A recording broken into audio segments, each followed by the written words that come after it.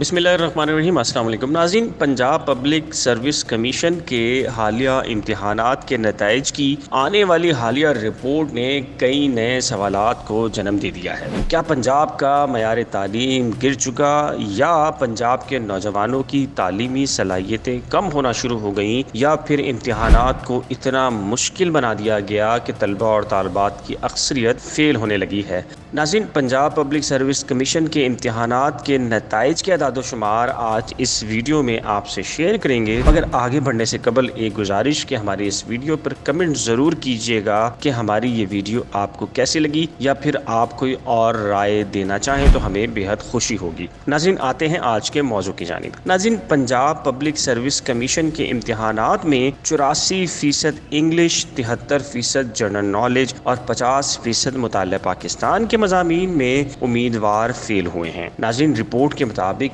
इस सूरत हाल की वजह से सुबह पंजाब के मुख्तलिफ महकमों में अहल उम्मीदवारों के नाम मिलने से सैकड़ों असामियाँ खाली रह जाती हैं। रवा साल सूबाई हुकूमत के मुख्तलिफ महकमों में 9,406 असामियाँ खाली थीं, जिनके लिए 4,82,542 उम्मीदवारों ने हिस्सा लिया, जिनमें से 19,678 उम्मीदवारों को इंटरव्यू के लिए बुलाया गया। उसमें से भी फ़कत 16,924 उम्मीदवारोरों ने इंटरव्यू दिए। लेकिन अफसोसनाक खबर यह है कि 16,924 उम्मीदवारों में से भी 1,452 असामियों के लिए उम्मीदवार ना मिल सके। पंजाब पब्लिक सर्विस कमीशन की रिपोर्ट में मज़ीद कहा गया कि गुज़िश्ता साल ग्रेड 17 की 88 असामियों के लिए 13,236 उम्मीदवार आए, जिनमें से 5,414 उम्मीदवार इम्तिहान में शरीक हुए, लेकिन फ़कत 138 उम्मीदवार तहरीरी इम्तिहान पास कर सके। उनमें से भी 136 को ज़ुबानी इम्तिहान के लिए तलब किया गया, जिनमें से फ़कत 59 कामयाब करार पाए। लेकिन मतलूबा तादाद में उम्मीदवार ना मिलने की वजह से 25 असामियाँ फिर भी खाली रह गई।